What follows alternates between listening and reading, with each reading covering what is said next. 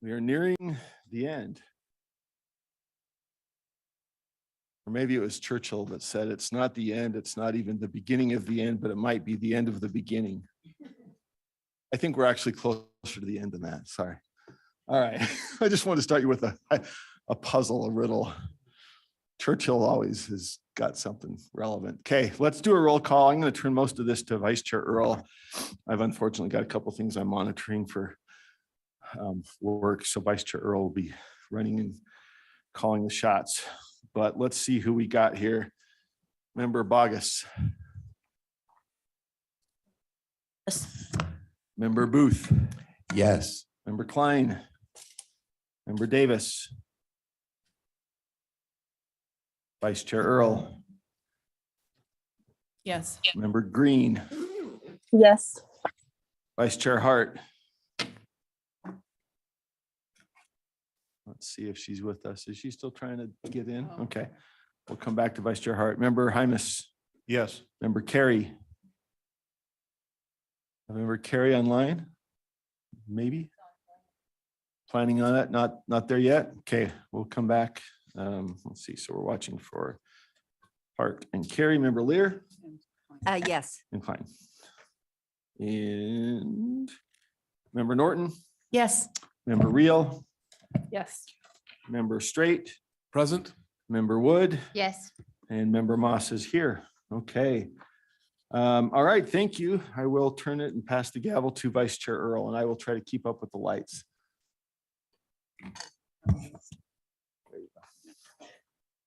All right, we're going to go ahead and get started. First thing on our agenda would be the budget priorities, and we'll turn the time over to Scott Jones, Deputy Superintendent of Operations.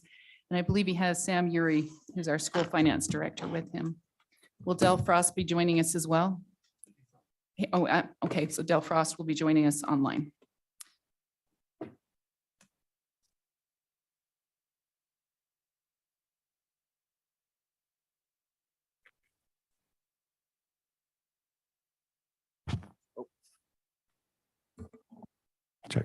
Check. Oh, yeah, that's cool. Yours worked first. Oh. So good afternoon, Madam Chair, members of the board, Deputy Superintendent of Operations, Scott Jones.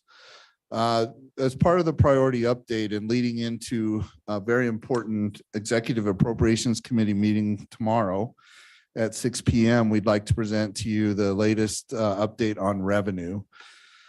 We feel this is important because it should actually tie in a lot of the things you're hearing that are going on related to revenue, which is, if anything, I'll say revenue's flat. It didn't come in as expected. If you look at, let's see, is this the one that's up right now? Okay, yeah. This I feel is probably the best source or summary of where we're at as far as revenue goes. And what I would like to point out is that the bottom numbers, the grand totals, are what's available in one-time and ongoing money for the entire state. For the entire state. So the PEA recommendations to EAC exceed what's available to the entire state.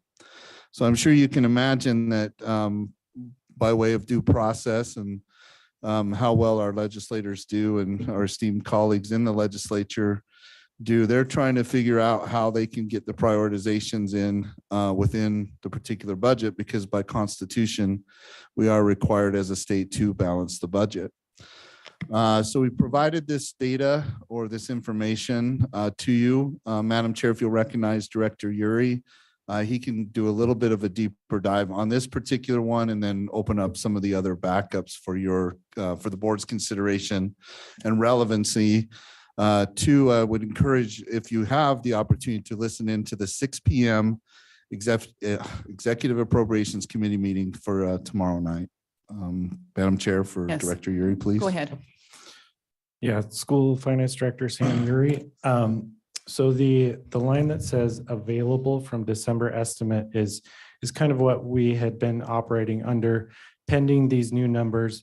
So if you recall, that $7 million available statewide in new ongoing money, we are up to 126 million, but as Deputy Jones has outlined, we really just don't have the astronomical growth that we've been having the past few years. There are certain factors that go into that. On the general fund side, that's largely sales tax collections. On the income tax fund, while there has been some wage growth, it's not been as at the same pace as it has.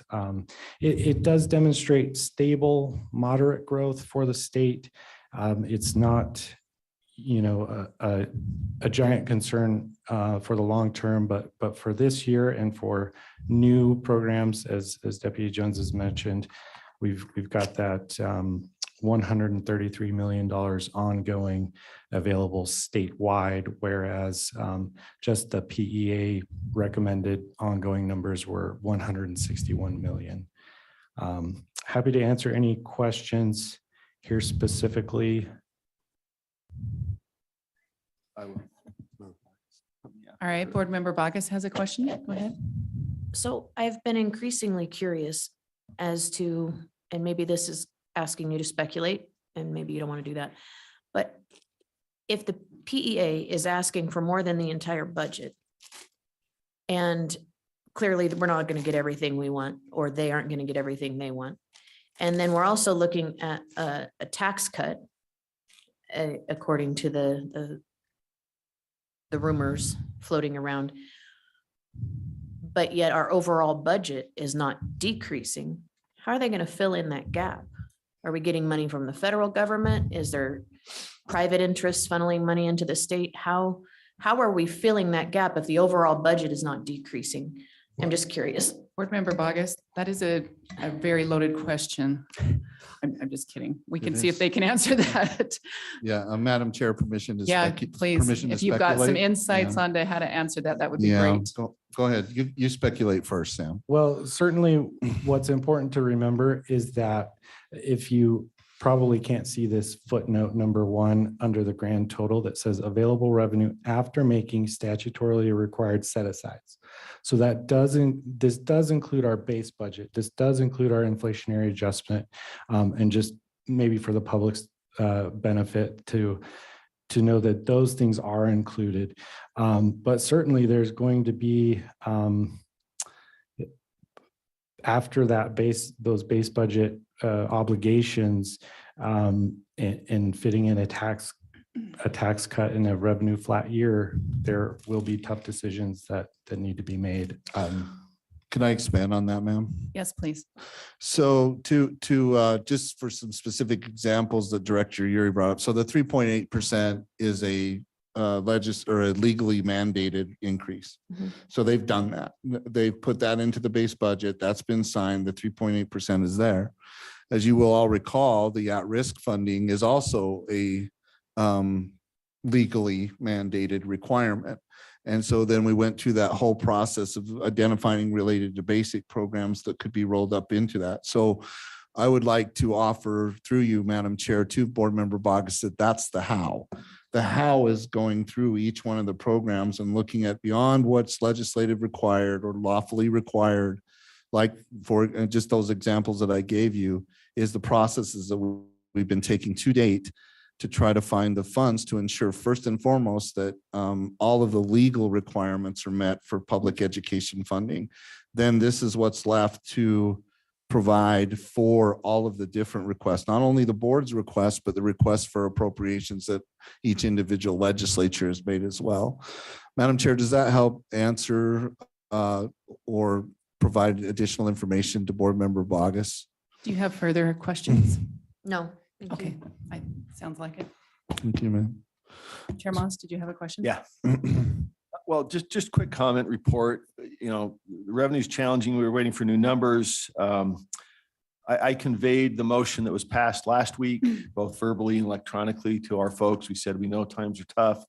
Based on the new numbers, this is what our board voted, is to prioritize these things before the other two things. We've also been following up on the BTS where we had what did we call it? The stability option, I think. So just spoke with Representative Pulsifer about this morning. I've been back and forth with Representatives Peterson and Spendlove. So we're conveying the priorities that this board has voted for, and we know it's a challenge. So I think it's, as one of the legislators put it early on, so, you know, these hundreds of millions are asking for, you'd like that from the $7 million pot? And I said, yes, that's what we, that's what we would like. And, you know, it's tough, but I think PEA has been advocates for education, and, you know, they've been receptive to us in having these ongoing discussions. So we're doing our best pitch to make education a priority with a very limited amount of dollars. Just wanted to report back to the board, though, that those discussions are ongoing. Okay, I don't see any further lights at this point. So if you have additional information to provide. No, ma'am, not at this time. This concludes this agenda item, subject to your direction. Okay. Can I ask a question? I asked Sure, last yes, week, yes, ma'am. right? Process questions. And Sure. this week, it's a little bit about process questions, but also from what we've seen previous history. So bills that require money will be either chopped, right? Right? We It don't pass won't it. They, flow when I say chop, they further. they don't complete the process, right? Yes, ma'am. I think that's a Or- good way to put it. Sorry. People remove the funding mechanism to them, right? And Yeah, they're that could- passed without that, which could be an unfunded mandate, Could be, yes. ma'am. right?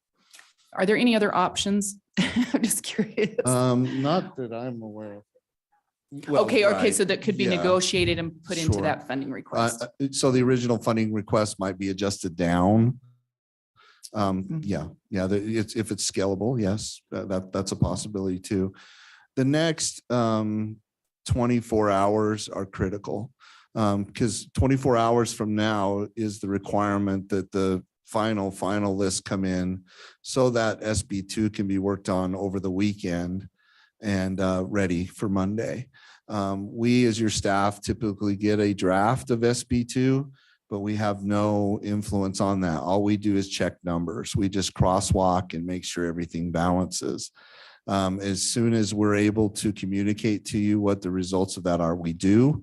But we don't take any positions on anything at that point, because it is what it is. And that's what we do, is we just check the math basically over the weekend to make sure with the LFA, it's a good partnership. It's a joint process.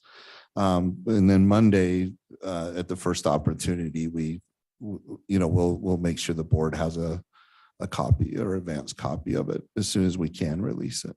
Okay, and it does. I just wanted to understand, because there's so many Yes, ma'am. bills out there with not a lot of funding. Some of them have very little funding requests, but there's still so many just sitting out there that it, once again, I was just trying to make sure I understood where they could end up, right? Yes. And what those dynamics are.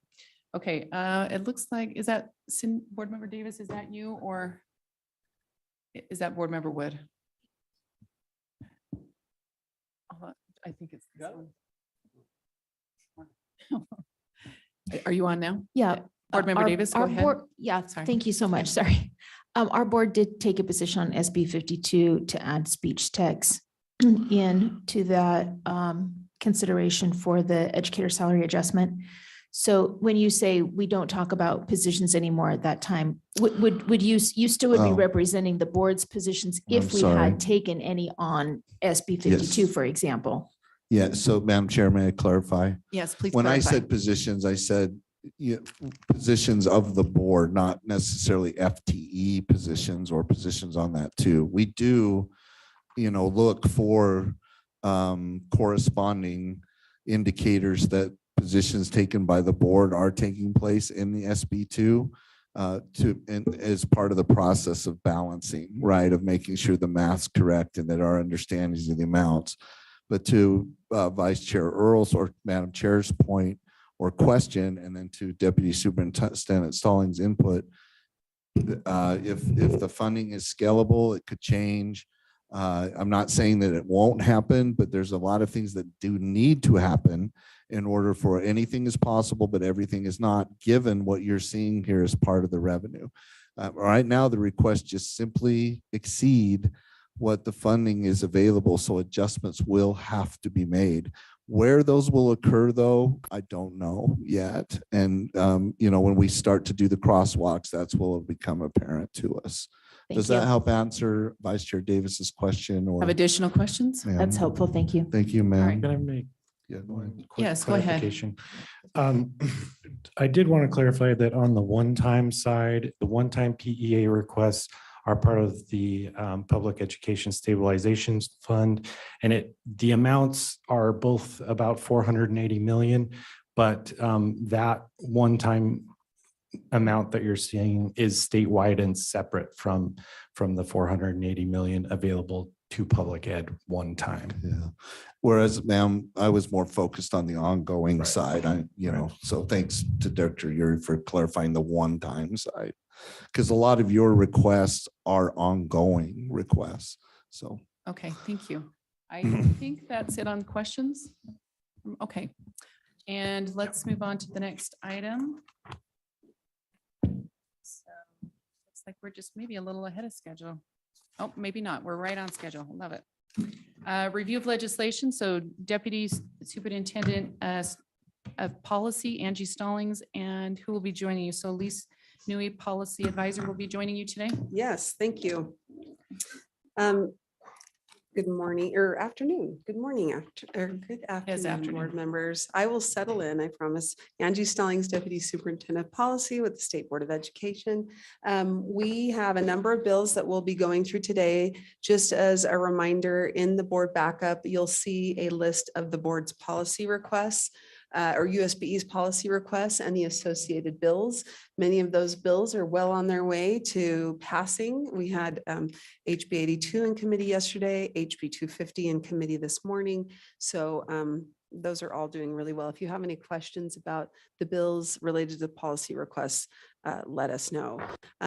We're going to start with first substitute HB 362 today. And you as a board have discussed this bill previously, but we wanted to give you an update because some important changes have been made to the bill, primarily related to, for those of you who've been on the board for more than a couple of years, will remember the backstop related to Representative Snow's work that he did on restorative justice and eliminating that school to prison pipeline, so to speak. Well, as you may remember, during that time, the legislation maintained a quote unquote backstop, which stated that a student could be referred to court only after a number of things had occurred, including interventions at the school level. This last year, the court, and I don't want to get into this too much, but part of me is giving you this information just so you can understand why it had to be addressed this year, is that the juvenile courts took a look at the provisions in code and made a determination earlier in 2023 that they no longer had jurisdiction over truancy. And so what this bill does is there's been a lot of work with the different organizations, the courts, JJYS, other interested parties to restore a backstop for habitual truant or students who have been found to have violated or to be a habitual truant. So if you look on or around lines 206 and below, you'll see actually 212, you'll see that habitual truant has been changed. And I just want to remind you that a habitual truant is somebody who's been truant. Currently, it's 10 times, but now it's being updated to 20 days or more of unexcused absences. Yes, and they are in grade 7 or above, and they are at least 12 years old. And if these students, if you're found to be a habitual truant 2 times, which means 40 days total, and if the minor or the student has been engaged with or the LEA has offered evidence-based alternative interventions and or early intervention use services at least 2 times, then the student may be referred to court. And these would be for what they call non-judicials. It's not to go before a judge in a courtroom where they're going to have something, quote unquote, on their record. These are non-judicial services that the courts provide. And so that is what is new in this bill. It does provide that backstop for those, especially for parents who often are the ones who are needing and requesting the school's intervention when they may be trying to help their student be engaged in school, and it works for some students. Just as additional background, and again, I'm probably sharing more information with you than you wanted to know, but last year only 2 students were referred to the court for services. They were non-judicial, and the year before that it was 2. Before Representative Snow's work on restorative justice, there were 1,400 students who were being referred annually to court. So a lot of improvement and has been made in really not utilizing that court alternative. Right now, we have a lot of supports at the school level to re-engage and support students. All right, let's go to the next bill. Yes. Hold on just a second. Board Member Lair, go ahead. Do we have any data or any information from LEAs to know if this is 1,402 or two and 2 years each is a big change? So do we have any data to know if this is making a difference, or if these kids are the non-judicial efforts that school districts, LEAs are making, are they helping, or is it just those kids are now sitting at their kitchen table or playing, games on computers? Well, that's a complicated question to answer, although I would say Patty Norman, Deputy Superintendent Patty Norman, she knows a lot more in this area. I don't know if you And would like to. I don't want to take a lot of time. I'm just saying, if Patty can give a short answer, that's great. If not, I'll talk to her later. I fear that I want this to be different and better for kids, but if they're not getting to school, they're not getting to school. May I? Yes, Okay, please. Patty Norman, Deputy Superintendent of Student Achievement. The data that they have right now, meaning the LEAs, is that the interventions that they can now receive prior to being a part of the criminal justice system are now working at the school level. So it may be students are still having similar behaviors, but the intervention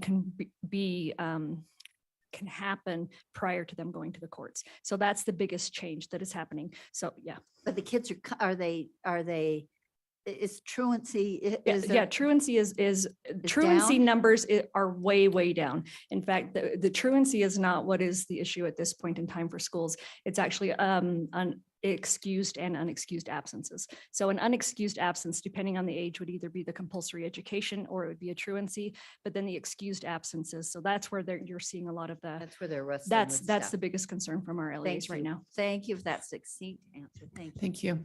Thank you for coming up and answering that. Oh, sorry. Are you on? Okay. Chair Moss has a question as well. Hey, just really quick clarifying, could you just identify again what those 2 numbers were? 1,402. Are these referrals to something? Sorry, Patty, I should have jumped in earlier. I just want to make sure I understood the difference of what's being measured. Yeah, back in 2016, Patty Norman again, back in 2016, prior to HB 239, there was a number of 1,400 referrals to the courts for truancy. So at this point in time, when we talk about the 2, it's really about 50 that are reported, but only 2 that actually go to the courts, whereas before 1,400 got to the Okay. courts. So they are being referred to different interventions prior to engaging with the criminal system. And that's, can I follow up? Sorry. Yes, please. That's partly because you can't just automatically refer to the courts after that change in policy, right? You now have internal. What was as I understood it, there was you couldn't necessarily just take them straight to truancy court after those bills were passed from Representative Snow. Right. It talks about the interventions that have to occur. So right now it is the 2 interventions that Angie talked about, and then the additional 2 interventions. So it really is about those evidence-based interventions that have to occur. And then if a student doesn't engage in those interventions, or they are like failing those interventions, then that's when they can move them forward in the system. Still go to court. Yes. So, okay. That's why it's referred to as the backstop. Yeah. If we can I'll semi-quote what one of the superintendents said, which is they hope to never, ever use it. It's there just because they don't know which intervention is working on which students. Some students don't want to be involved in the criminal justice system. And so the threat of them having to go is enough for them not to engage in that behavior. And so the other piece of this, and no one wants that to be, nobody wants it to be, if you do this, you're going to go to jail. That should should not be what it is. Our schools are really trying hard to engage students in a different way.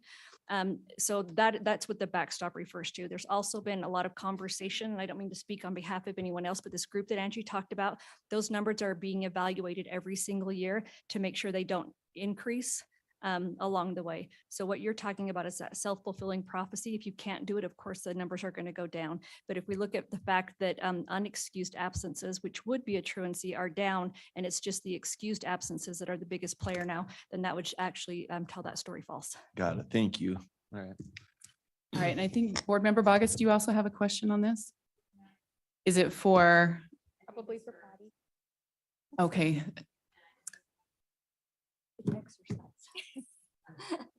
okay, go ahead and ask your question.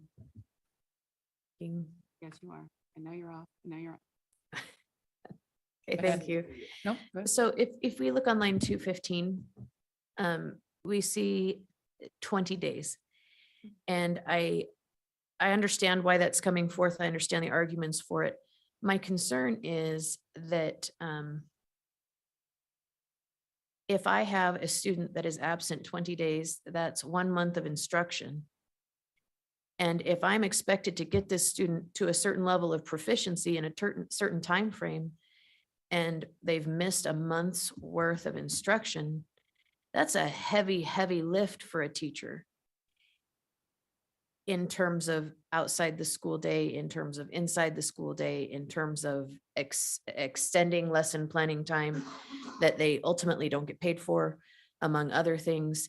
And I'm wondering, A, what is the impetus in extending this to 20 days? And 2, is it a realistic expectation of our educators to not provide extra resources? 20 days is, to me, that's a lot. And maybe I'm going to stop there and let you see what you can do with that. All right, do you feel like you can answer that question? Yeah, I think I can. If Okay. I'm not addressing it, then just stop me in the middle and say, that's not what I'm asking. And I'll be Okay. fine with that. All right. So the impetus of the 20 days was originally when this bill came out. Going back to the very first draft of it, it was taking out the definition of habitually truant. And so in taking out the definition, it was because it was a floating definition, meaning it wasn't connected to anything. It was just a definition by itself, but it didn't connect back to any other statute. And so they were going to be taking it out. The request was to leave the definition in there, but in order to leave it in, it had to connect to something else. So in leaving it in there, you'll see that it went from 10 to 20 because the idea in talking to all the stakeholders that were involved is the fact that they want to use it as the last resort. It doesn't mean that a school can't engage earlier. They can engage 2-3 days. They can call up, and say, how are you doing? Are you doing okay? It's just saying to be labeled or to have that designation of habitually truant in order to receive these interventions, it's 20 days. So that was kind of the in-between agreement going forward to be able to say, include the definition, attach it to the court systems as Angie talked to, and then it's 20 days, and then they've included that so that it is prior as well. So it's really moving the bar up to be able to say, this is what you would do to engage in court, but also providing the backstop for our LEAs, which was going to be taken away. Okay, may I follow up? Yes, do you have another question? Yeah, and just for clarity for the public, truant means a child who has been absent without parental notice. Correct. Yeah, because I want to make that clear that that's what we're talking about here. We're not talking about anything else. So that's the only other clarifying question I have. Thank you, ma'am. Okay, thank you. All right, are there additional questions on this one? Okay, go ahead. Okay, so we're going to talk about 246, sorry, Elise Newey, Policy Advisor, is the juvenile justice modifications from Senator Escamilla. And this one, let me pull up my notes just so I can be clear. So currently there are several notices that are required from the juvenile justice system to the school system when a student becomes involved in the juvenile justice system for a violent crime or a suspected violent crime, then notices have to be sent throughout that process. And so what Senator Escamilla's bill would do is that if a student has received one of these notices through the juvenile justice system, that it needs to stay with their file for up to a year. That way, if that student transfers to another school or to another LEA, that notice goes with them so that the new school is aware of the circumstances with the student. So. Okay, And I just share additionally, just the concern or something that we actually plan to share with Senator Escamilla is that currently we are not sure that LEAs are storing this information electronically and whether they have the capability right now to exchange that information with other LEAs safely, protecting the students' information. And so one of the amendments we're going to be requesting is that the implementation date be extended to July 1, 2025, so that our USIM system can be finalized to be able to help that transfer of information between the LEAs and keep it protected. The other, No, yeah. the other thing that we have asked her is if we could also include the reintegration plan so that schools have the option of sending either that notice or the reintegration plan that they're already working on with that student so that they can have no lapse in services or support. Okay, I'm not seeing any lights, so we can move to the next one. Okay. Next one is Senate Bill 220, School Readiness Amendments. And this bill does a couple of things. It dissolves the School Readiness Board and creates the School Readiness Team. But one of the things that probably affects USBE the most is that it requires that the USBE develop or select a participating program or select an assessment that can be used in preschool for these programs that measures growth and is aligned to other programs that we have like letters. And so our teams are currently working on how we can improve the PEEP assessment to make sure that it meets these requirements and can be provided to these programs so that they can meet that requirement.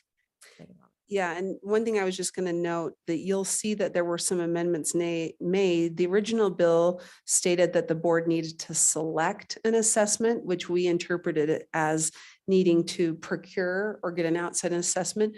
But the bill has now been amended to say develop or select. And we had conversations with Senator Milner, and she's okay with us updating the PEEP to have a growth component. So now the board will have, if at some point we did have funding, the funding to procure an outside provider was going to be about $150,000. But so the board would still have the authority or the, to select if wanted, but we also shared that we could update the KEEP in-house within our existing budgets. And so you'll notice that that is going to happen. That new assessment will be used beginning, I believe it was July 1, 2026. So we can keep you updated on that assessment as it moves forward. That's just in the early stages of redoing. Okay, Board Member Vargas has a question, then I have a comment. So go ahead, Board Member Vargas. Yeah. Thank you, Superintendent Stallings. Does this bill mandate or does it allow use of? You go to 627. So this bill only governs preschools that are participating in the state grant program. So if there's a preschool that's not receiving state funds under this program, there's no requirement to assess those students. If the school is receiving a grant under this program, I believe it does require the program to administer the assessment to the students who are participating in the program. Does it require that assessment or is that chosen by the board? It is, so it requires the assessment to be administered, but the board selects the assessment. Yes. And so the original version of this bill said the state board shall select. Currently it says develop. So this is not, we've had an existing assessment for a number of years now. It's called the PEEP. And I can't remember, it's probably preschool entry and exit, probably something profile. We've had that for a number of years. It was developed by in-house at USBE. And so the existing language says the state board shall develop an assessment, but the original bill, this bill, before it was amended, changed that word develop to select. And so we interpreted that to mean, and especially because the definition of school readiness assessment was also amended, and the way it was amended, the PEEP does not meet that right now. So we shared that we need to procure a license similar to like what we do in K3 for Acadians, that if we were going to select an assessment, we'd have to pay a license for an assessment. And that's where I shared earlier that we estimated that to be about $150,000 ongoing per year. But then after, it just happened to be that our staff was already in the process of updating the PEEP Mhm. because to align it with our recent changes to the ELA standards of the board's updated standards, as well to align it with like the science of reading. And so that now is why you'll see the delayed implementation date and it says develop or select. So in the future, if the board did want to procure an assessment in lieu of creating that in-house, the board could do either develop it or select. But given the fact that we don't have ongoing funding to pay for the licenses for the assessment, the plan right now is for our staff are working with to update our existing PEEP. Okay, I have a small Assessment. follow-up. Yes, if go that's ahead. Okay. Is that constitutionally within our realm? Because we really only cover K-12 schools. So it just seems to me like it's outside the scope of what we're constitutionally authorized to do. Could you comment on that? Yeah, the statute directs the board, requires the state board to manage this program primarily for public school, preschool programs that want to participate or receive a grant. Mhm. And the legislature has directed the board to create this assessment. I think if anybody wanted to challenge the constitutionality of it, I'm an attorney, so I could think of a lot of ways you could challenge a lot of things, right? Obviously, the State Board of Education has constitutional authority over K-12. Mhm. That is general control and supervision. It doesn't say the state board may not do anything outside of that in the Constitution. So you could say that the legislature has stated, well, in addition to your core duties of K-12, we're also requiring you through code to administer this grant program and to select an assessment. But if somebody wanted to challenge and say, hey, the Constitution only says the state board has authority over K-12, what they would want to do is actually challenge the constitutionality of this section of code, Mhm. because the code is telling us to do it. Does that make sense? So somebody could, there are arguments two ways. Okay, Yeah. thank you. We can. I also have a question. I don't, maybe it's not even a question, maybe it's more of a statement. And this is broad philosophical views, but we're talking 3 and 4-year-olds. At that age, we're measuring social skills primarily. I really get nervous that we're looking for growth because kids at 3 and 4 and 5-year-olds make significant growth. That's just what they do, right? From the way they engage with things. Now, I'm not saying that we don't have, exposure to writing and letters and numbers and basic things in those age groups, but I worry about us getting into this measurement, and I would just hope we're thoughtful about that. Because I just don't see this as like I said, it's more of a philosophical view. And I'm going to quote Joel Wright from years ago, who said, how do you regulate and measure play? That was his question. And I think at the age of 3 and 4, yeah. And we're even seeing it, some of that narrative come back in with our half-day kindergarten, with parents saying, this isn't where our kids need. I'm not necessarily asking any questions. I'm probably making more of a statement, but okay. Board Member Lear. To Angie's statement about the constitutional authority over these things, because as was added a few years ago, it also says K-12 education and other programs. So a lot of them are bootstrapped in. That's the voucher programs come in, the Carson Smith voucher program, there's all kinds of programs that the legislature can consider part of the K-12 system.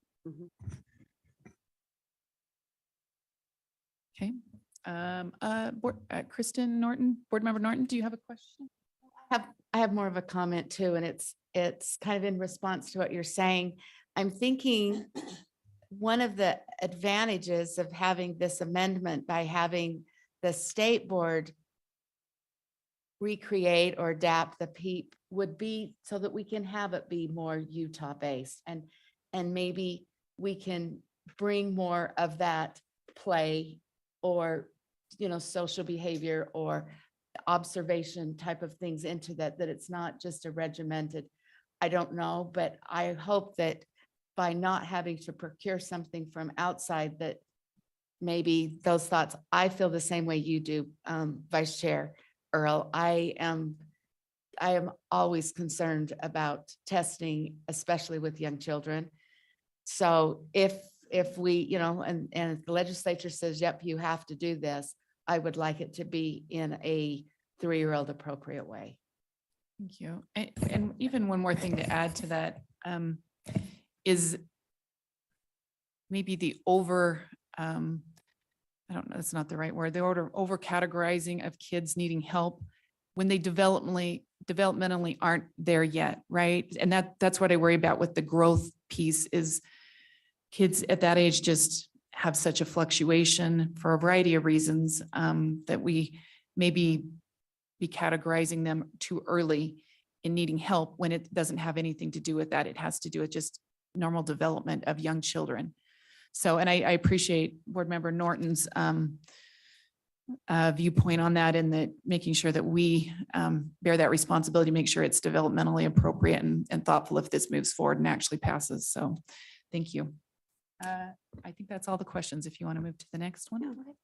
Vice Chair Earl, I did just want to add, I don't believe that when the students are assessed that they're used for intervention right now. I think it's more about to determine the quality of the program, but versus K3 assessment, that is used for interventions a lot, more like, but that's my understanding. Yes, and a little back and forth, maybe, sorry about that, but we're measuring growth. It doesn't say you know what I mean? We're Yes, getting yeah. into a new realm. That's where You're my right. concern You're gets right. is where when you're doing growth, you're measuring an individual student's movement. And yes, maybe it may be program, but it has the ability to be attached to all other items. And it's been my experience that, we want the long haul, birth to Point. wherever data so we can say we did or didn't. So yeah. Okay. Thank you. The next bill is HB 529, Utah Fits All program. This bill, some minor changes, including a change to the timing for us to send funding to the program administrator. Currently, we do that at the end of July, 30 days after we see the funds, and now we'll be doing that within 10 days. But the 3 things I wanted to bring to your attention that are probably more substantive is one, that the bill amends the provisions that a scholarship student can also enroll part-time in a public school while receiving the scholarship. What that means is that the schools will need to become a program provider and charge a fee related to the student's enrollment to pay for the class, or if they wanted to participate in a co-curricular extracurricular activity, they would pay for that as well. So the student would use the student scholarship funds to pay for enrollment in the district or charter school activity or course. Second, it removes the requirement for USBE to provide a cost effectiveness report and gives that reporting requirement to the state auditor. And then last, I wanted to just share this issue that our staff have raised, and it was actually a piece of feedback the board gave last year as well with the original Utah Fits All program. And it's an issue that staff are hoping will be resolved or addressed in statute. And the question is about whether a scholarship student may also participate in the home private school SOEP program. And if they do, whether the student scholarship should be reduced or prorated based on the number of SOEP courses the student participates in. If the legislature does not address that in code, the board or USBE staff will have to make a policy call if or when a scholarship student also enrolls in the SOEP program. And the reason I share that with you is because right now the scholarship is $8,000. Let's say that a scholarship a home or private school student currently can also participate in up to 6 SVP courses, which cost about $1,000 a course and would come from that $8.9 million appropriation. And so if there's no clarity, or if the student could get the $8,000 plus up to $6,000 worth of online courses in addition. The way that the bill or the code reads right now, a student's enrollment in a district or charter school would be prorated down, or their scholarship would be prorated down based on their enrollment, but it didn't address if that's the same for an SVP course. And so we have shared that. If it does not get clarified in this year's bill, there may be a need for the board to address that in a board rule.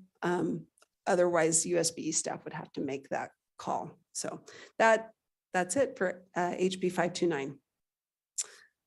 Okay, let's see. We've got a couple questions. Yes, is it Board Member Lear, is that you? It is. Okay, go ahead and ask your question. And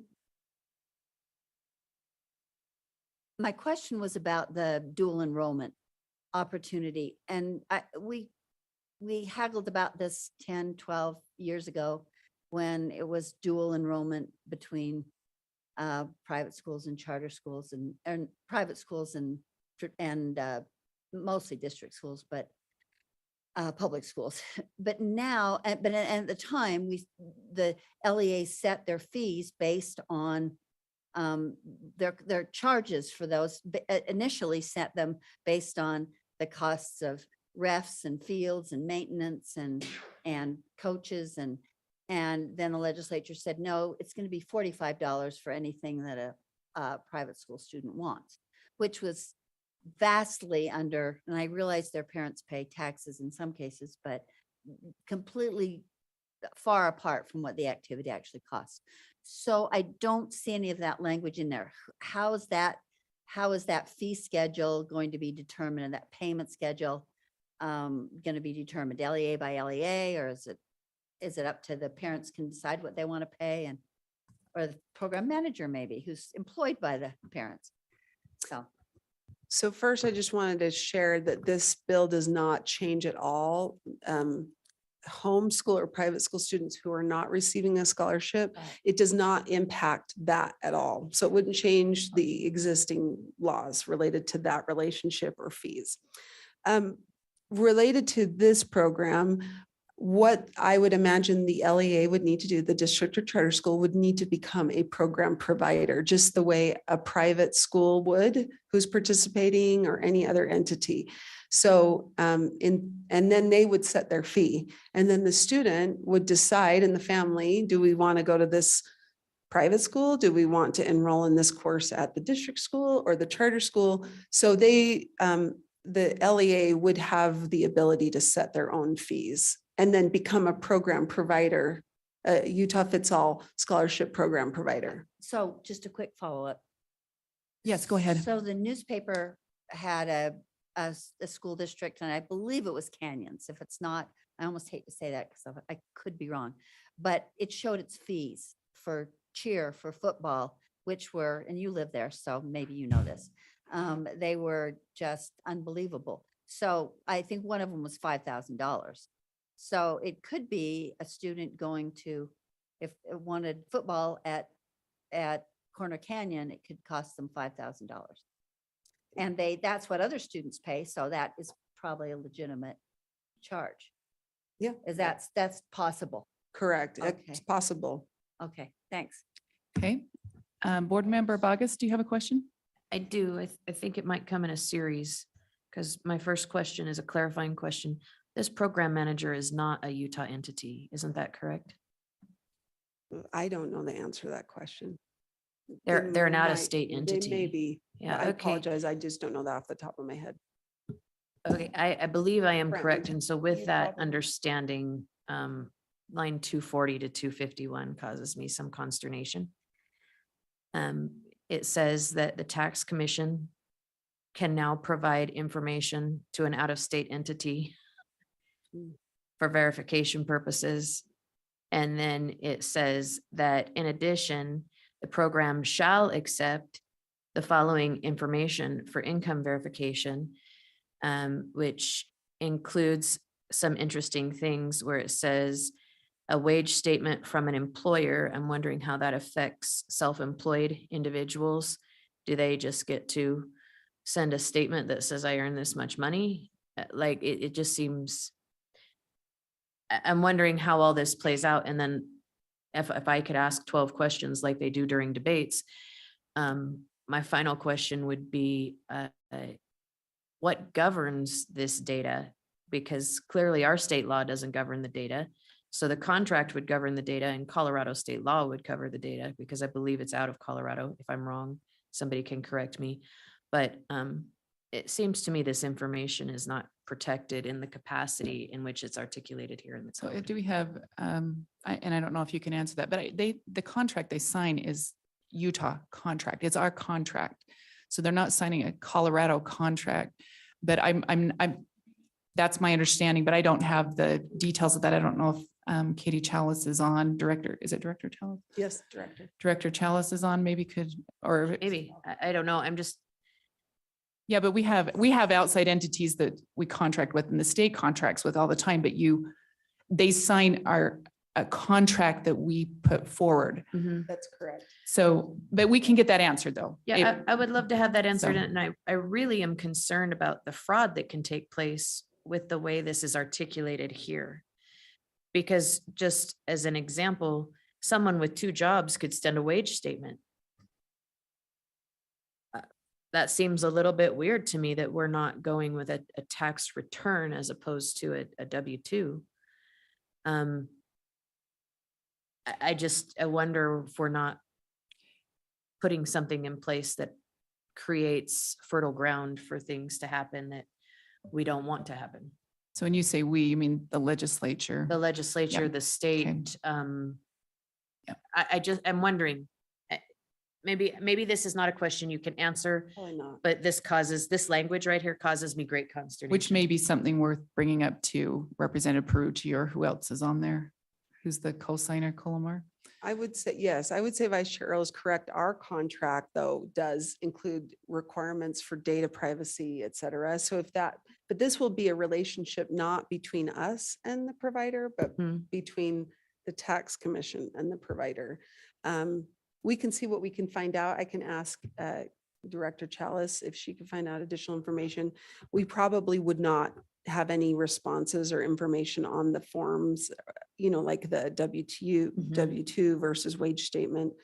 Because we generally at USBE, I don't believe, do any kind of wage or income verification. That's generally in education normally done at the school or charter level, when it comes to say free and reduced lunch or Yes. something. Yeah. Yeah, I appreciate that. Yeah, But we can have, sorry. No, I appreciate your honesty, and Can we have Director Chalice can she just send you that information and she can send it to the full board when that she is does? fine with me. I would just love Okay. to look at it, and maybe I'll reach out to Representative Perucci about these lines. Thank you. Okay, thank you. Chair Mouse, did you have a question here? Okay, I don't see any right here. If you want to continue on this one? Or is there another one? Did that end Yeah. that one? We'll just move on to the next bill. Yeah. Okay. Just wanted to bring to your attention that SB 136, which is the reauthorization of administrative rules, that bill does still include a repealer of R277-328. It passed the Senate. It has not had a House committee yet, but just wanted give you an update on that one. Then next is HB, or did you have any questions? Should I just keep moving? I don't see any I'll questions. keep moving. HB 265 Interscholastic Athletic Activities Association's reporting requirements does a couple of things. It requires an association, and the association that we think of when we're looking at this bill is really the Utah High School Activities Association. Utah High School Activities. I'm missing an A, and maybe not, association.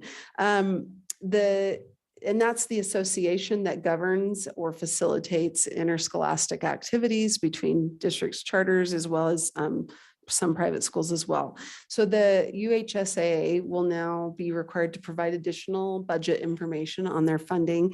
And then the other big change in this bill is it does add 2 members to the appeals committee for certain appeals. Currently, the Utah High School Activities Association has an appeal group that reviews student eligibility appeals as well as other items. I just learned a little bit this week that during postseason play, at times there are appeals related to either student eligibility to be on a team or other things related to maybe region and state competition.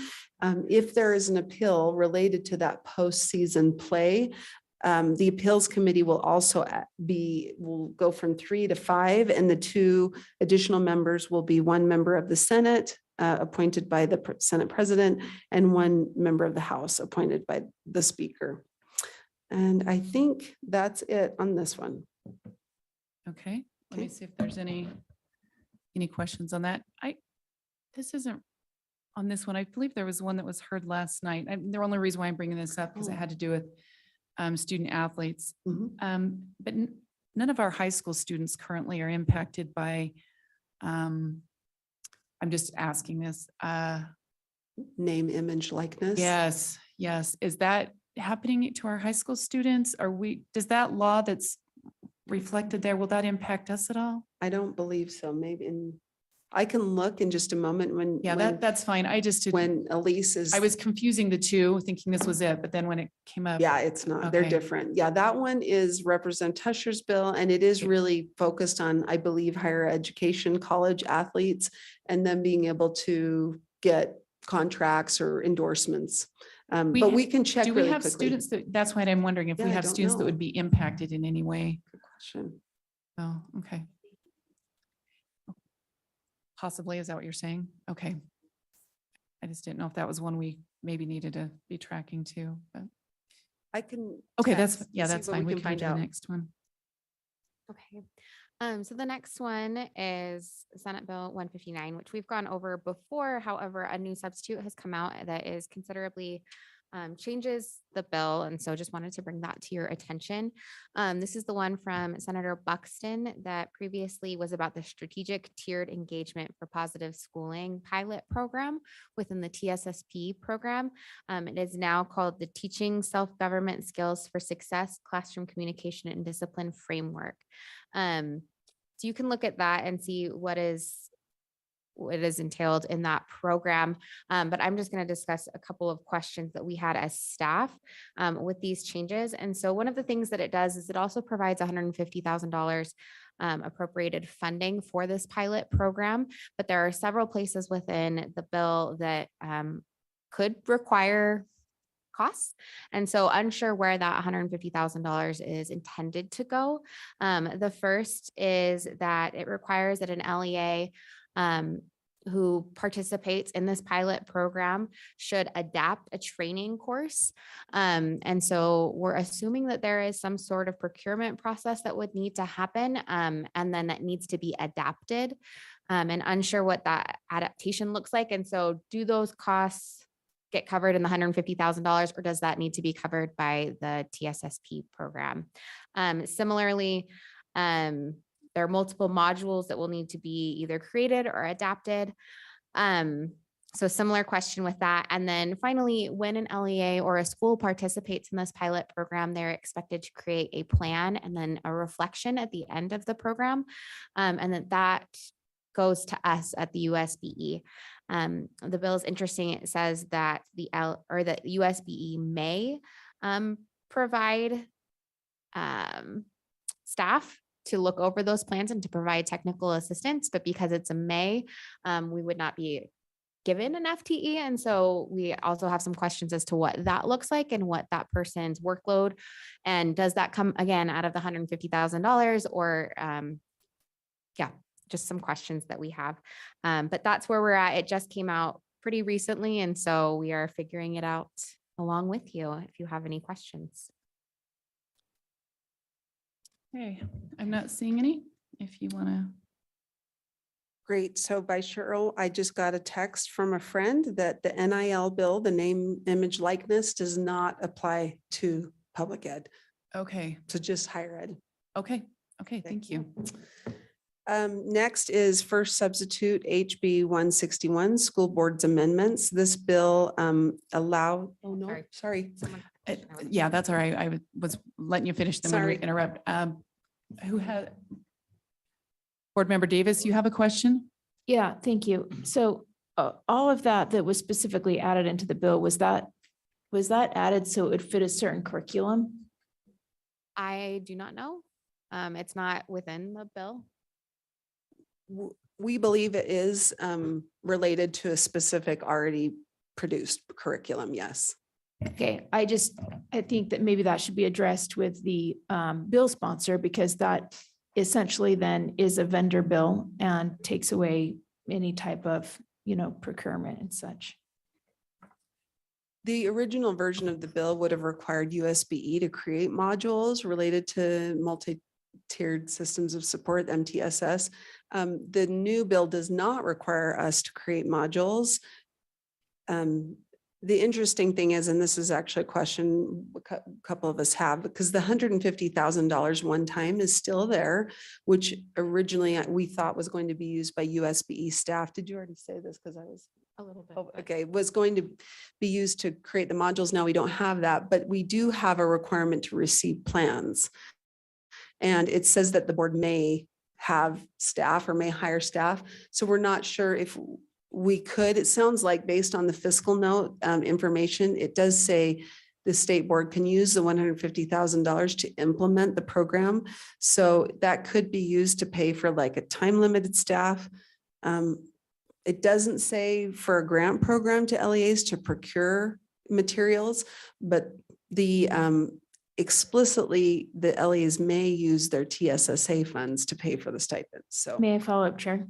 Yes, please. Does it say that the curriculum that's purchased that fits this now very specific description, it has to be evidence-based curriculum anywhere in the code? No, it's not. So we may want to clarify that, and then also clarify what that $150,000 is for.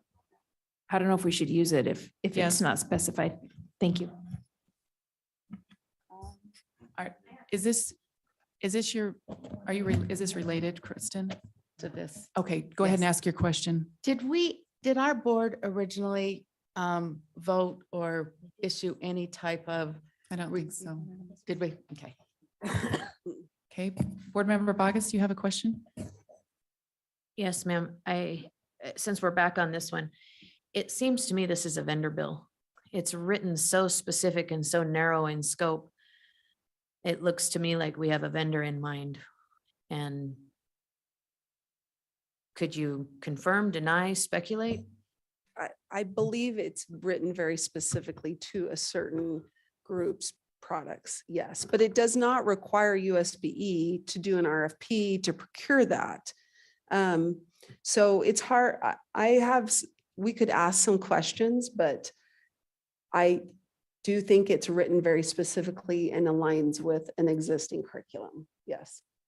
Okay, Okay, I don't like it when the government does that. Sorry, that was on a live mic. I can't shut myself up.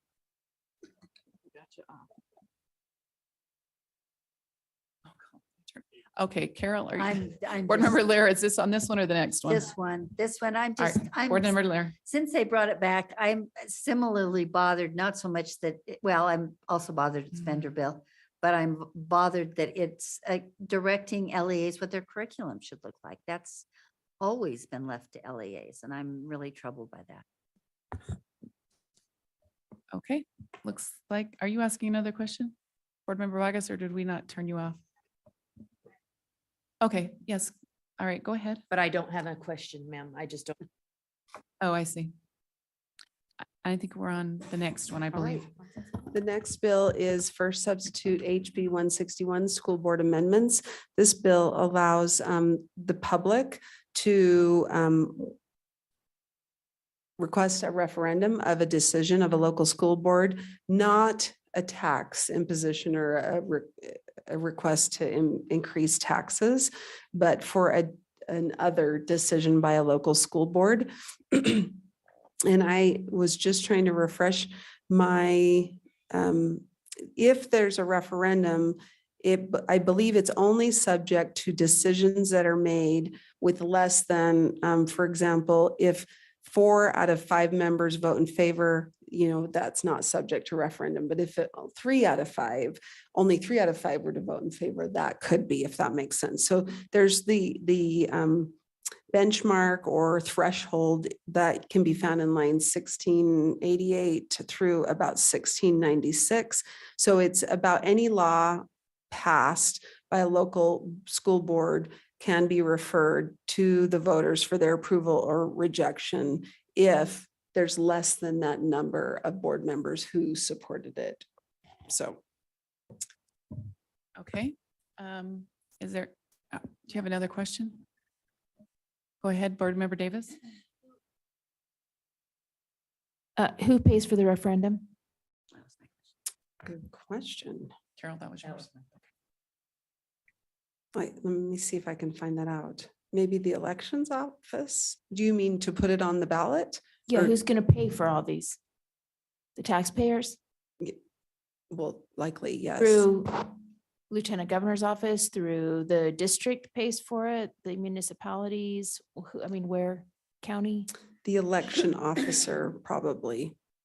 And I'd have to look, and I apologize, I'm not as deep in my elections law, knowledge, but I can look that up. It's likely the election officer for wherever that would go. If it's the county, it's probably going to be a county, but maybe city, but a lot of our districts cross city lines. So I'm guessing the elections officer is going to be a county clerk or elections official. Do you know that? I don't know.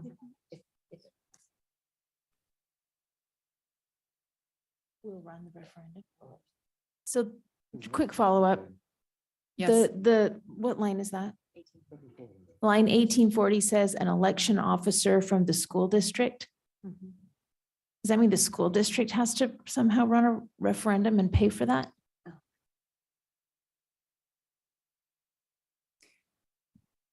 I feel like we. Or maybe- the charter school? How does it? Are you I able to don't believe- answer that? If you're not, we can maybe get that information. I believe this only applies to school districts, not charter schools, because charter school boards are not made up of elected officials, but school districts do have elected officials. And this section, all this Title 20A, that's all in the area of, elected officials. And so I can do a little bit more research quickly. I apologize. I don't know those. That's okay. answers to those That'd be helpful questions. because potentially it could be quite costly. Thank you. Okay, thank you. All right, and well, it looks like we're getting close on time. How many more do we have here? Well, we've got like almost go. 200 Oh. bills, so we're not going to get through them all. We can stop whenever you're ready. The reason why I'm asking that, maybe we can go to motions and then come back to if there's additional legislation. I've only got, yes. Can you? I would articulate her thoughts and expertise on SB 121, I believe it is. Yes, is that Representative SB? I think it's Senator Fillmore's. Oh, okay. I think it's SB 121. Let me look really quickly. Okay, are Can you I- prepared to? Can I bring one more bill up just for Yeah, your let's do, we're gonna, information? And then- unless there's anybody that doesn't want us, I think we're gonna go for 10 more minutes. I Okay. only have 2 people with motions. So we'll go until about, we'll go for a few more minutes. Great. So I'm Okay. going to actually cover one more bill that I thought you might be interested in while Elise takes a look at SB 121 so that we're ready to Thank you. help. Thank you, ma'am. The one bill that I did want to bring to your attention as well, it was just a couple more down on the list, was HB 491 Data Privacy Amendments by Representative Jefferson Moss. This bill is creating some baseline data privacy practices and expectations for all entities, including state entities, local entities, et cetera. And the reason I wanted to bring this bill to your attention is you may remember that in the last couple of years, we've got an Office of Division of Purchasing that's over the procurement practices of our districts and charter schools, yet we oversee and monitor school districts and charter schools with their money.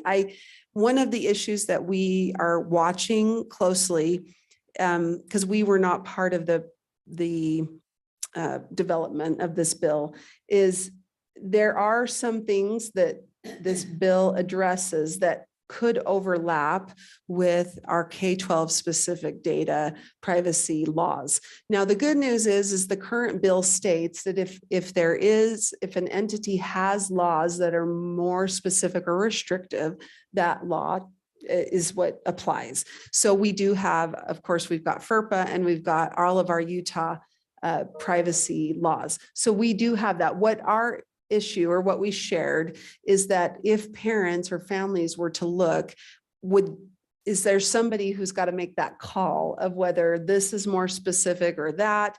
And we did request to actually be listed in the same way that grandma is listed. If you go to line, sorry, I think it is, and I should have had it ready.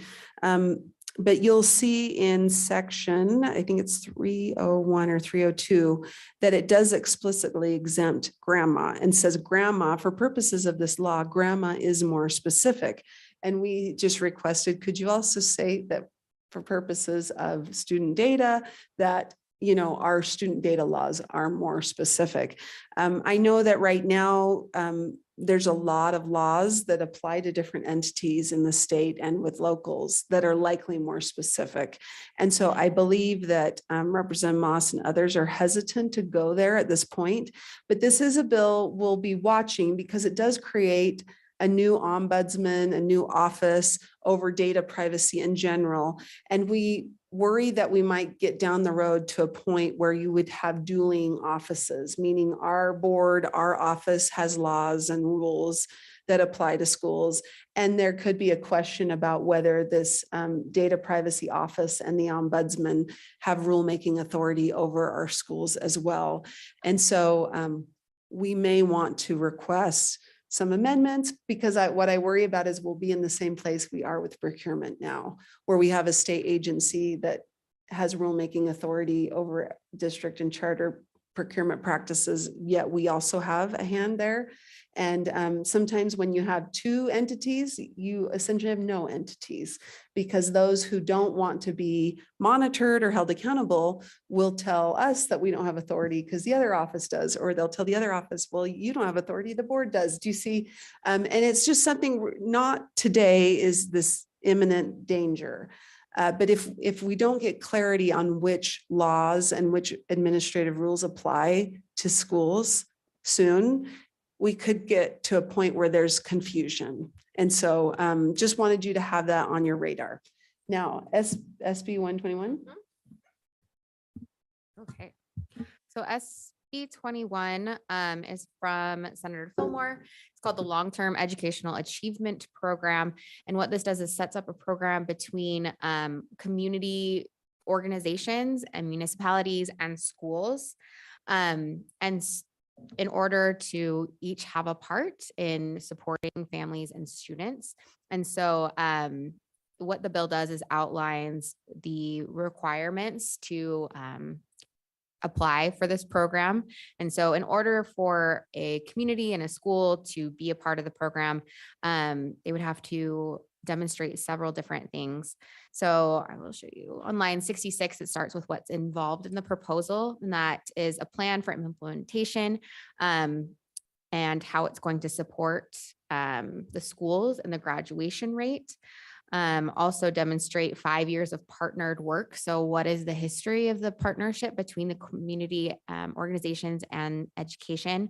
The backbone organization that you see there, that is that outside community-based organization that supports kind of all of these other services so that schools can focus on academics. So I don't know if that helps. You have specific questions. I have a question, and then Board Member Bogus, do you have one?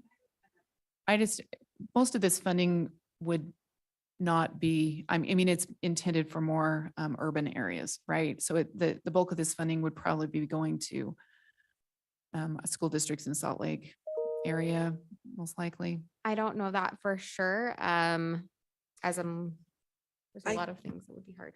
I'm just trying to understand the breadth of the money that's applied here. So. I do remember that when this bill came out, when we did our fiscal impact, we estimated based on the criteria in the bill that I believe 12 schools would qualify and 6 of those were within the Granite School District. And if there were some amendments made, it could be broadened to a few more. So just 12 schools would be qualifying for this limited funding? I mean, that's quite a bit of funding to go. It's a small group of schools. Okay, interesting. Okay, Board Member Bogus, did you have additional questions or? It's also, Oh, I was just going to clarify that this is just a pilot at this point, and so the pilot program would just include those 12 schools that are eligible, with the idea that it could expand later on. help me, though the funding is like 5 million a year for 6 It's years. one-time funds. Or Let me pull up the fiscal note. I thought it was 30 million. Is it less than that now? Or am I wrong? So enactment of this bill assumes 30 million one time of the uniform school funds. So it'd be for 30 million for 12 schools over the But I- course of 6 years? Am I So in? 30 million one-time funds, but I do believe that's what he said, is that it gets distributed across Multiple years. the years of the program. because Right, it's so a 5 pilot, yeah. million a year for 12 schools. So, okay. Did you have additional questions, Board Member Bogus? Yes, ma'am, and I'm not, excuse me. I'm not certain that they are not rhetorical, but the ladies at the desk may disagree with me. Aren't these programs already in place? Why do we need another pilot program to do more of the same?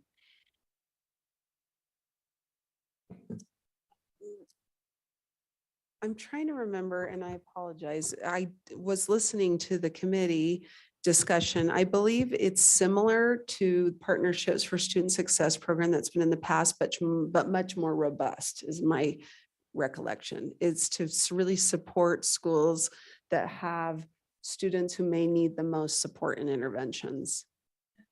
Okay, thank you. Board Member Bogus, are you done? Or otherwise, we're going to move to Yes. action items. I don't know what else to say. There's so many problems with this bill, from funding in a year of crisis to its infrastructure. I don't know where to go with my questions, ma'am. I'm sorry. Okay, Board Member Rill is the only person I have. Well, I have a motion if there's time. So Board Member Rill, do you have a motion for the body? Yes, thank you, Chair. And Elise and Angie, I emailed you part of Did that. you? Yeah. So little background on this motion. It is a motion to recommend an amendment to HB 112, which is titled Sex Education, I believe. Sex Education Instruction Amendments. So originally, the original bill language, I actually didn't have any opposition to.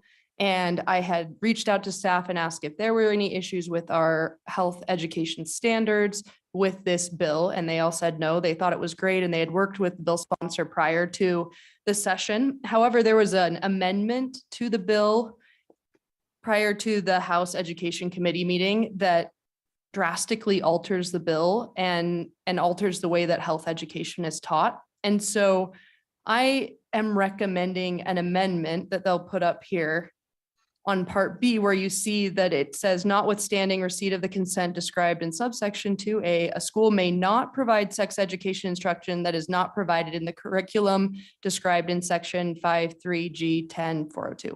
So section 402 tells school districts how to establish curriculum requirements and the topics they cannot teach. And I'm fully comfortable with removing human sexuality from that list, which was how the bill was originally written. But it removes section 403, which is a list of topics in our sex education and health education, all of which are required a parental notification and are approved in an open board meeting, includes an appeals process, and allows parents to review, and still is abstinence only. So basically, by restricting the sex education to only the curriculum described in section. Oh, I don't mean to interrupt you. Yeah. Do you have your motion? And then we're going to let you speak to it, but Oh, okay. I didn't, My motion is coming up, so I was Okay, just speaking okay, to it in the okay. time. I just Well, they don't were wanna- Pulling it up. I was just trying to go as they were. You're pulling good. it I'm up. just trying to keep things in Yeah. order. So Sorry, Chair. go ahead. So basically by taking this one amendment, by restricting it to just a curriculum described in section 402, it makes it impossible to teach any of the courses since only the items in 402 outlined are personal health, physiology, hygiene, prevention of diseases, refusal skills, and harmful effects of pornography. All of those are included in 402, but they are a safety standard, as I've learned, not actual sex education. And so this amendment fixes the issues that will force the curriculum and the impact of those courses by focusing the bill on prohibited topics, not the curriculum requirements. And it's a simple amendment to his bill. It still allows for the original intention of the bill to remove human sexuality, which I was fine with originally. And having talked to staff about the standards in the curriculum, this tiny amendment that the bill sponsor made originally has large impacts. But with this fix, we're allowing to use section 402 and 403 of code, which have a lot of safeguards set in place to maintain the abstinence-only sex education. So your motion is? My motion is to ask the board sponsor to work, or staff to work with the the bill sponsor of HB 112 to amend the bill by adding the following language after line 45. Notwithstanding receipt of the consent described in subsection 2A, a school may not provide sex education instruction that violates provisions described in section 53G 10-402. And do you have a second? Okay, Board Member Lair seconded that, and we're looking for discussion to this motion. Board Member Davis, are you?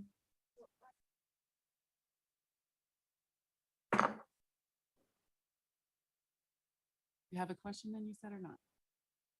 Well, I'm in line for a motion, but so this aligns all of it with code, current code. Yes, yes. Okay. It doesn't change anything other than what his original intent was, which is to remove human sexuality. But with this amendment from his original bill, it changes a lot of health education.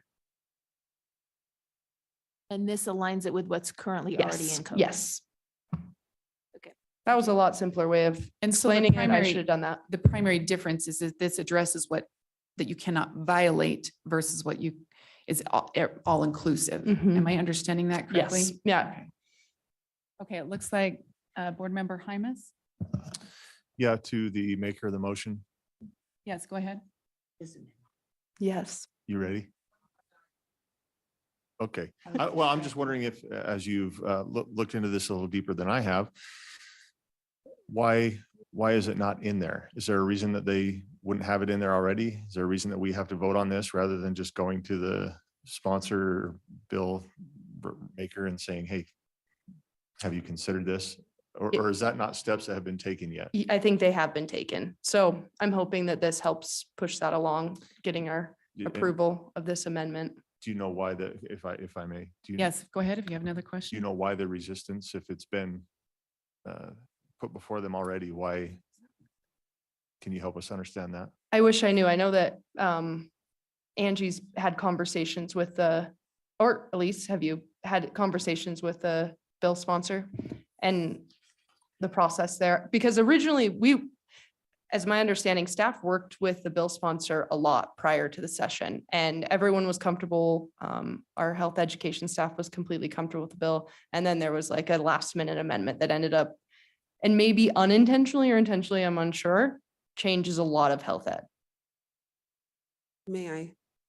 Yes, do you have something to add to I was that? just going to add that, yes, the amendment that they made was during the committee meeting itself. Like the bill had been presented and then somebody said, why don't we make an amendment? They negotiated the amendment during the meeting.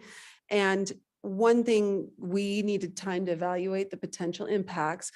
And Jody Parker may be joining Zoom to answer questions specifically, but there are many items that are not prohibited in 402 that are taught in public ed, especially CTE courses and concurrent enrollment courses that the way the amendment was drafted, it would not allow any of that instruction. And so this amendment opens that up to essentially what the current law is, but takes out human sexuality, which I think was Representative Jimenez's intent, is that wanted to eliminate that from which I think everybody has heard, everybody's fine with.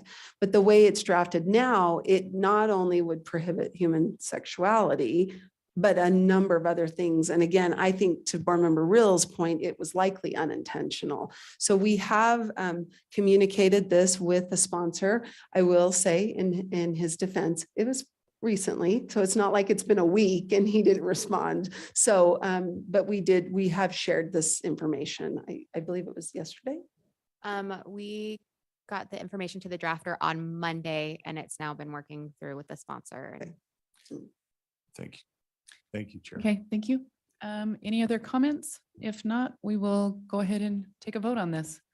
So the motion before the body is that the board instructs staff to work with the sponsor of House Bill 112 to amend the bill by adding the following language after line 45, notwithstanding receipt of the consent described in subsection 2A. A school may not provide sex education instruction that violates provisions described in section 53G 10402. And we will go ahead and call out those. I just need to see the, hand me one. Yeah, will you turn the mics on? Thanks. Okay, we're going to go ahead and start at the top. So Board Member Bogus, No. Board Member Booth, Yes. Board Member Klein, Board Member Davis, Yes.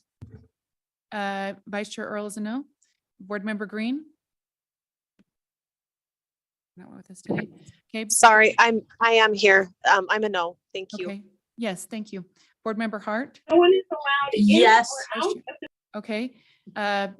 Board Member Hymus? Yes. Board Member Carey? No. Board Member Lair? Yes. Board Member Norton? Yes. Board Member Rill? Yes. Board Member Straight? Yes. Board Member Wood? Yes. And Chair Moss? No. Okay, let's see, 1, 2, 3, 4, 5, 6, 7, 8, 9. I have 9 yeses. Is that what you have? So that motion does pass. The noes are Board Member Bogus, Board Member Earl, Board Member Green, Board Member Carey, and Board Member Moss.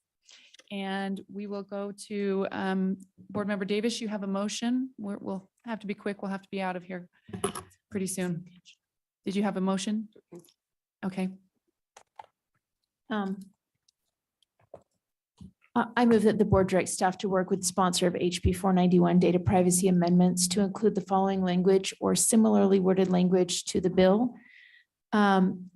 As written, Chair, would you like me to read the sample language? Yes, would you? And then second it, and then we'll go from there. Example language, line 302BI, if a governmental entity is subject to a more restrictive or specific 303 law than found in this chapter, the governmental entity shall comply with the more restrictive or 304 specific law. 305, for purposes of subsection 1BI, the following are more restrictive and specific laws. A, Title 63G, Chapter 2, Government Records Access and Management Act. B, the Family Educational Rights and Privacy Act, 34 CFR Part 99, and C, Title 53E, Chapter 9, Student Privacy and Data Protection. Is there a second? Second. Okay, Board Member Wood seconded that. Do you want to speak to your motion? I want you to have time to get to your motion, but I would just say, I think this makes it more clear what's happening here and maybe avoid some of the potential pitfalls that we've heard of earlier today. It's okay if people wanted to speak to that, fine. It's not as important as this, so. Okay, any other comments? Board Member, or Chair Moss? Real quick. So that lists a number of laws that have been found to be more restrictive. Is that the idea? I'm just trying to catch up. Mhm. So beyond saying that if it is more restrictive, it governs, this calls out 3. I just haven't had the time to look. I like the first part. I'm just not sure about calling out the specifics. But is that the intent? Is somebody's reviewed these and said, okay, these we found that are more restrictive. Gotcha. Okay. Okay, all right. Specific and or restrictive. Yeah. So Seeing no other lights or comments out there, we're going to go ahead and the motion before the board is that the board directs staff to work with the sponsor of House Bill 491 data privacy amendments to include the following language or similarly worded language to the bill. On 302B1, BI, I guess, if a governmental entity is subject to a more restrictive or specific law than found in this chapter, the governmental entity shall comply with the more restrictive or specific law. For purposes of subsection 1BI, the following are more restrictive and specific laws. Title 63G, Chapter 2, Government Records Access and Management Act. And then adding in the Family Education Rights and Privacy Act, 34 CFR Part 99, and Title 53E, Chapter 9, Student Privacy and Data Protection. And there were some strikes there for those online can get on and view this, but okay. And we're going to go ahead and take votes. We'll start at the bottom. Chair Moss. Come back if you could. Okay. Chair Wood. Yes. I always do that. Board Member Wood. Board Member Straight. Yes. Board Member Real. Yes. Board Member Norton. Yes. Board Member Lair. Yes. Board Member Carey. No. Board Member Hymas. No. Board Member Hart. Ye- mm, uh, You can come back to you if we need to. Come back to me, please. Okay. Board Member Green. No. Vice Chair Earl is a yes. Board Member Davis. Yes. Board Member Klein. Board Member Booth. Yes. Board Member Bogus. No. And let's see when you come back to Chair Moss.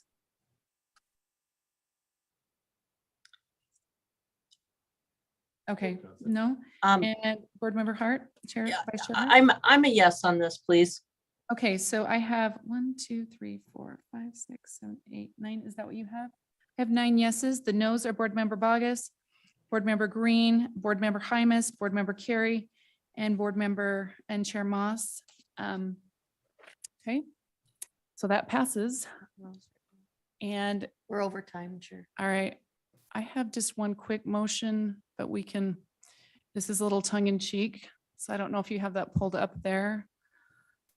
Well, I don't know if you all read Briscoe's House Bill 555, which is an exact replication of our old 328 put into making a recommendation for law. My motion is that the board request staff work with Representative Briscoe on House Bill 555, school policy amendments to add the last 3 paragraphs of Herman Melville's The Lightning Rod Man to the third to the last paragraph of the Declaration of Independence and his favorite verse from Neil Diamond's Patriotic America. Do I have a second? Second, sure. All right. I can read those off specifically if you want, or if you want to look those up later, you can.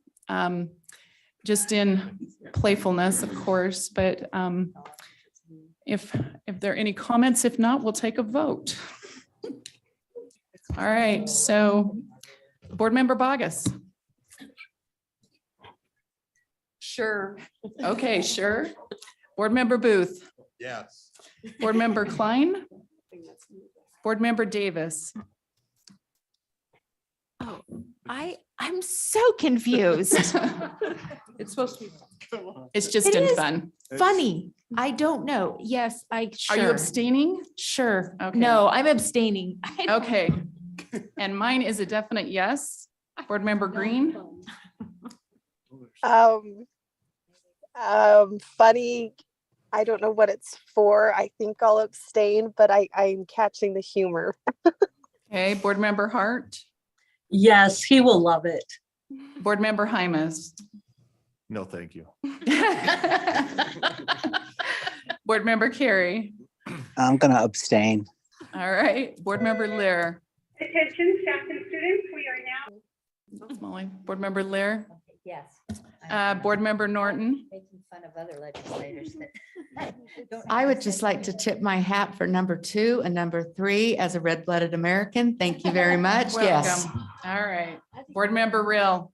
Yes. Board Member Straight. Am I missing something? You